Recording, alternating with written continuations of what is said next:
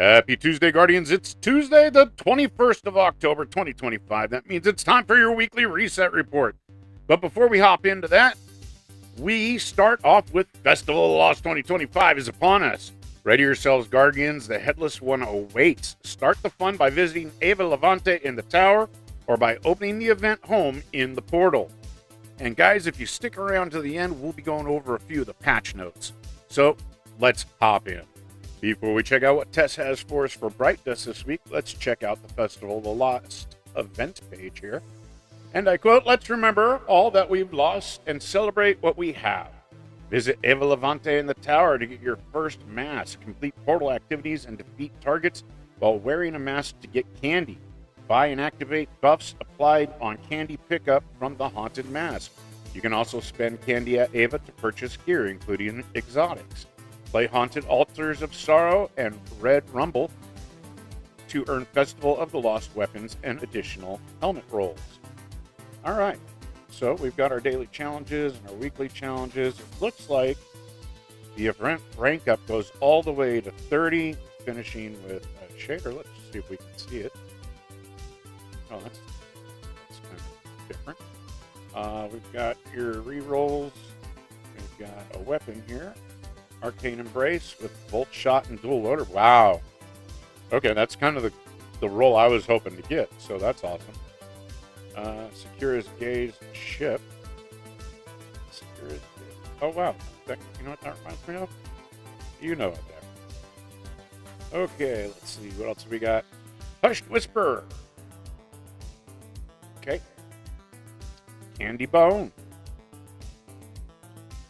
Okay. We got some stuff here, and then Gunburn, Submachine Gun. It's an interesting roll. And we've got the Slasher Shell. Slasher Shell. And Honor for the Living. I kind of like that. That's nice. Okay. And we've got Bones Akimbo. And we have Messenger Projection. Okay. And finally, we've got the Pterodactyl. It won't let us apply it, but it looks like wings. So I assume that'll be in the store. Okay, moving on. We've got Haunted Altars of Sorrow. We've got Red Rumble and, the tower. We've got the store here where you can get various weapons and currencies. And then we've got Festival of the Lost. Looks like it's 3 pages to kill the ghost, right? Okay. And then down here we've got some masks. And this is an interesting thing. We've got some upgrades for the masks. Picking up a piece of candy generates a weakening pulse. Picking up a piece of candy generates overshield, or grants overshield. Picking up a piece of candy grants devour. So that's kind of cool. All right. Let's see what Tess has for us. I'm not going to go into the new silver armor sets, but I will remind everyone that there is free Bright Dust on the front page for everyone. I highly recommend you pick it up. Next up, for 3,250 Bright Dust, we've got pumpkin carving. Let's check it out. What do we got? What is it? Okay. Oh, so he turns it around. All right. For 1,200 Bright Dust, you can pick up the Cade 6 Mask Ornament. For 2,000 Bright Dust, you can get the Lepidoptera Exotic Ship. Do a quick spin so you can see what it's like. There you go. 450 Bright Dust will get you the Pumpkin Bomb Transmat Effect. 300 Bright Dust will get you the Angel's Gleam Shader. You can also pick up Roseate Gleam for 300 Bright Dust. Moving on to the main Bright Dust page, for 700 Bright Dust, you can get the Imprecise Snack Emote. Okay. Let's end it and see how it ends. All right, moving on. For 400 Bright Dust, you can get the Accursed Sun Emote. Dead. For 2,850 Bright Dust, you can get the Hexing Shell. For 2,000 Bright Dust, you can get the Extraterrestrial Vehicle. For 2,500 Bright Dust, you can get the Skitter Scare vehicle. For 1,200 Bright Dust, you can get the Good Boy mask. Archie is a good boy.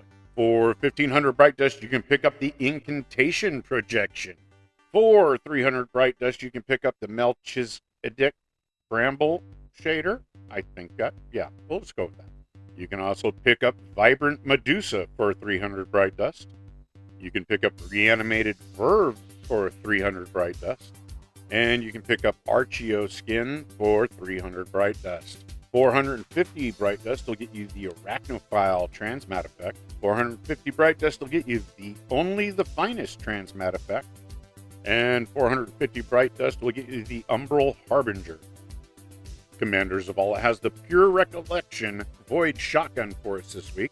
My pick of the week for Banshee is the Chroma Rush Kinetic Auto Rifle with Subsistence, Frenzy, a range masterwork, and it's upgradable.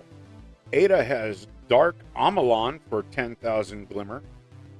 You can pick up the New Pacific Rush Worn variant for 10,000 Glimmer. And for 10,000 Glimmer, you can pick up the War Cult Scheme shader. Next up, we're going to dive into some notes from Bungie, but before we do that, if you could drop a like and subscribe for me real quick, I'd really appreciate it. It means a lot to me and the channel. Okay, first of all, Bungie says Festival of the Lost begins today. We have one quick update regarding rewards before our spooky event kicks off. Last week, we noted that players could earn up to 2 bonus Eerie engrams per day from portal activities. To get more treats in your hands, we're increasing the cap. We initially thought 777 would be a good target, but landed upon 99,999. Effectively no cap, no tricks, just treats. Bungie goes on to say, completing portal activities has a high chance to treat you to Festival of the Lost bonus engrams, spread around and earnable in other portal activities, while the best way to get themed loot and additional bonus drops will be through Haunted Altars or Red Rumble. We wanted to make sure players could partake in Festival of the Lost goodies no matter what activity they chose to engage with within the portal. In the patch notes, Bungie goes on to say, unstable cores have been depreciated as the currency used for infusion. They have been replaced with a flat cost of 1 enhancement core and 5,000 Glimmer across all power levels. Additionally, unstable cores will no longer be granted when dismantling armor. Bungie goes on to note that they've removed challenging modifiers from matchmaking, including elemental hungers, volatile shields, match game, lightning crystals, cosmic superconductors, ashes to ashes, slow and small, energy drain, haste, and anti-surge. The Heliostat Pinnacle Op now properly shows that barrier champions will be active in the activity at higher difficulties. And they fixed an issue where breaking Vex crystals in the Heliostat mission would not grant Wolfsbane intrinsics to all players in the fire team. In our last bit of curated patch notes news, Bungie states a refund of 300 or 600 Bright Dust is now available on special deliveries for players who overpaid when acquiring 1 or 2 pieces of Bright Dust armor ornaments, respectively, during Week 1 of Ash and Iron. Players who purchase 3 or more ornaments will also receive an additional separate refund directly to their Bright Dust balance for the remaining Bright Dust owed.